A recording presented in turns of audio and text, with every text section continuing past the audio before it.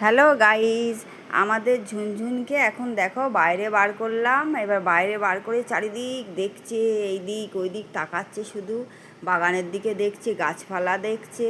দেখে তারটার মধ্যে আবার লাফ মেরে নিজেই উঠলো, উঠে এবার তারে উঠে উঠে দেখছে। হ্যাঁ, দেখে খুব খুশি হচ্ছে। এবার খুশি হচ্ছে, এবার আমি আবার নিয়ে ওকে একটু হাতের মধ্যে নিয়ে ওকে একটু ঘোরাচ্ছি। ও খুব আনন্দ পাচ্ছে। হ্যাঁ, আনন্দ পাচ্ছে, আবার কাঁধেও উঠে গেল। এবার কাঁধ থেকেও নামবে না, কিছুতেই কাঁধ থেকে নামবে না। ওই কাঁধে নিয়ে নিয়ে শুধু ওকে ঘোরো, যত ঘুরবা তত খুশি। এবার ঘুরে এবার ফুল গাছের দিকে দেখছে, ফুল গাছে একটা দূরে পাখি দেখেছে, ওর দিকে তাকাচ্ছে। তাকিয়ে আবার উঁকি মারছে পাখিটার দিকে। ওরই বয়সে আরেকটা পাখি এসছে, ওর দিকে দেখছে। দেখার পরে এখন আবার গাছে বসালাম। হ্যাঁ, গাছে বসানোর পরে এবার আবার হাতের মধ্যে নিয়ে ঘোরো ওকে শুধু, যত ঘোরো তত ভালো লাগে ওনার।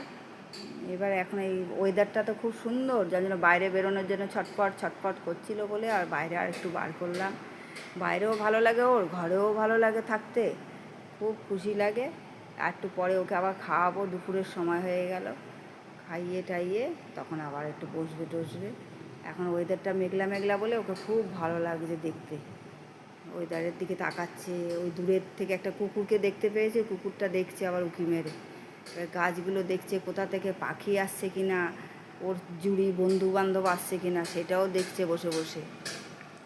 দেখা টাকার পরে এখন ঘোরেও সারাক্ষণ যত ঘোরাবা তাও ওর কোনো খুব খুশি লাগে। ঘোরা ছাড়া আর কিছুই ভাল লাগে না, শুধু ঘোরো ঘোরো, কিন্তু আমাকে ছাড়া কোথাও যাবে না ও। ওই যেখানে আমি যাব সেখানেই আগে থাকবে, একা কখনো বাইরে বেরোই না ও।